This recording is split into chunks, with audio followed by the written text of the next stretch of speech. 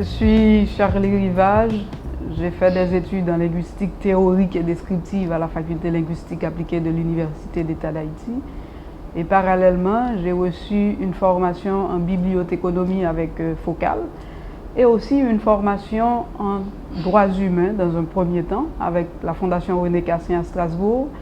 Et dans un deuxième temps, j'ai reçu une formation en éducation aux droits humains avec l'Organisation internationale de la francophonie en partenariat avec l'Université Poitiers. Et par ailleurs, j'anime une rubrique sur Plimaï qui s'intitule Mon auteur. Et j'ai aussi créé Banquet Poétique, c'est une structure numérique qui fait de la promotion et de la diffusion de la poésie contemporaine haïtienne et étrangère.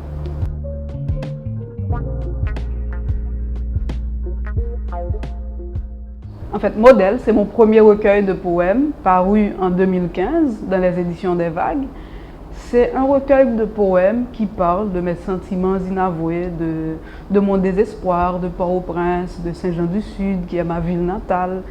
C'est aussi ce recueil qui parle de mes tristesses portées à la lueur du jour.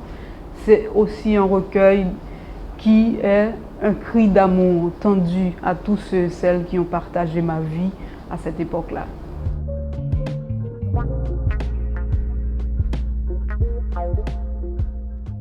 La poésie comme lieu de rencontre plurielle, la poésie comme lieu de partage, peut tout être aussi bien considérée comme une arme de prédilection comme tout autre domaine, comme la littérature, comme l'art en général. Et c'est d'ailleurs pour cette raison, moi je pense que Aimé Césaire, il n'a pas eu tort quand il a dit « la poésie est une insurrection contre la société ». C'est en ce sens où, dès qu'on est en face d'une écriture poétique insoumise, capable d'éveiller la conscience humaine et de sortir l'homme de sa servitude mentale ou physique, on peut maintenant parler d'une poésie qui est engagée.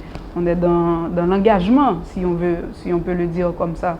Donc, pour cela, je peux dire que oui, la poésie peut être considérée comme une arme de prédilection. C'est une urgence aujourd'hui de restituer la parole des poètes dans toute démarche qui se veut libératrice.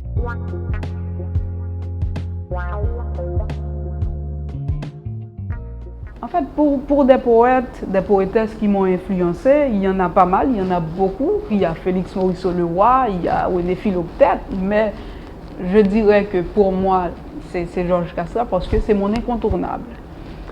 Et d'ailleurs, il ne m'arrive jamais de parler de Georges Castrat sans penser à ces fameux vers que je garde en mémoire à chaque moment, à chaque minute, et qui est pour moi comme une prière.